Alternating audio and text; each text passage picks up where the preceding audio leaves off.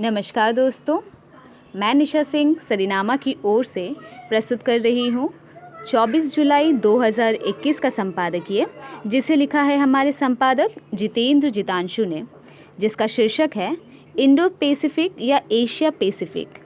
अंतर्राष्ट्रीय संबंधों के हाल के साहित्य में विकास और इंडो पैसिफिक शब्द अक्सर इस क्षेत्र पर बातचीत की गैर स्थिर प्रकृति के संदर्भ में समान अर्थ में रखे जाते हैं। रणनीतिक अवधारणा साथ ही एक भौगोलिक निर्माण के रूप में इंडो पैसिफिक पिछले एक दशक में बड़े पैमाने पर विकसित हुआ है, जो सामान्य क्षेत्रीय लक्ष्यों को प्राप्त करने के लिए एक साझा दृष्टिकोण बनाने की आवश्यकता पर आधारित है।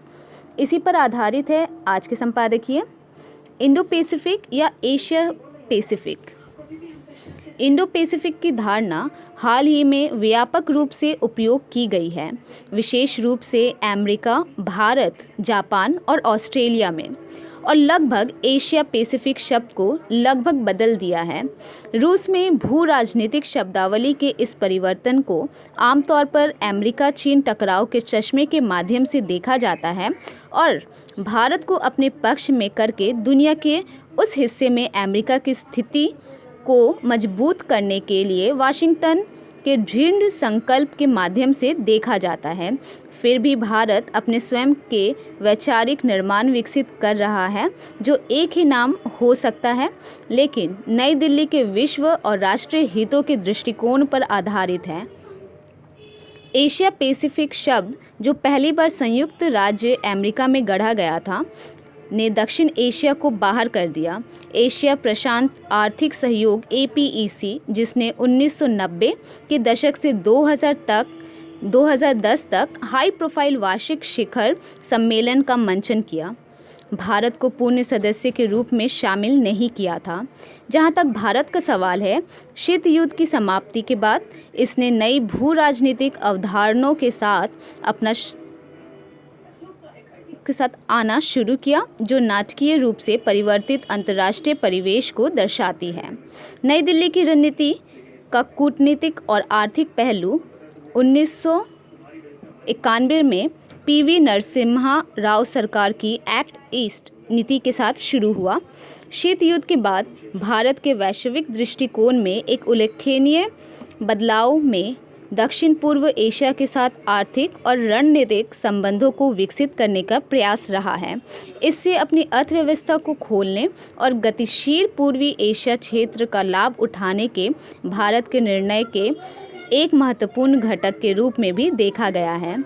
भारत की रणनीतिक सोच को इस तथ्य से आकार दिया गया था कि उसके पश्चिम में पाकिस्तान और उत्तर में चीन के साथ उसके गंभीर विवाद हैं, जो उन क्षेत्रों के साथ अपने भूमिगत संचार और व्यापार को सीमित करता है। भारत अपनी इंडो पैसिफिक रणनीति के लिए आसियान की केंद्रीयता को मान्यता देता है, लेकिन इस क्षेत्र में इसके प्रमुख राजनीतिक और आर्थिक संबंध सिंगापुर के शहर राज्य में टिके हुए हैं। ये अन्य आसियान राज्यों, यहाँ तक कि वियतनाम के साथ महत्वपूर्ण संबंध बनाने में विफल रहा है, जिसके साथ लंबे समय से एक महत्वपूर्ण संबंध था। इस लिहाज से यह क्षेत्र में चीनी शक्ति को संतुलित करने में बड़ी भूमिका निभाने में असमर्थ है। अभी तक पश्चिमी प्रशांत क्षेत्र में भारत की भूमिका प्रतीकात्मक बनी हुई है और भारत पैसिफिक संदर्भ में इंडो या हिंद महासागर क्षेत्र IOR तक ही सीमित है। यहाँ भी वो चीन के दबाव को महसूस कर रहा है, जिसने दक्षिण एशिया और IOR में महत्वपूर्ण पैठ बना ली है।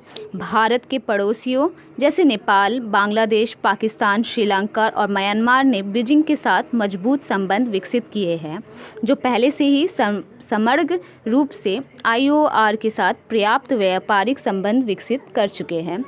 भारत की भविष्य की महत्वाकांक्षा उसकी अर्थव्यवस्था पर निर्भर करती है। इसने अपनी नौसैनिक महत्वाकांक्षाओं और उस भूमिका को निभाने की क्षमता को सीमित करना शुरू कर दिया है, और कई लोग उम्मीद कर रहे हैं कि क्वाड विकसित होने की उम्मीद है। एक अनौपचारिक सैन्य गठबंधन या दबाव समूह, ये तो समय ही तय करेगा। आमीन। तो दोस्तों, ये था आज का संपादक जितेंद्र जितांशु द्वारा लिखा संपादकीय। कल एक और विषय के साथ हम वापस लौटेंगे। तब तक के लिए नमस्कार।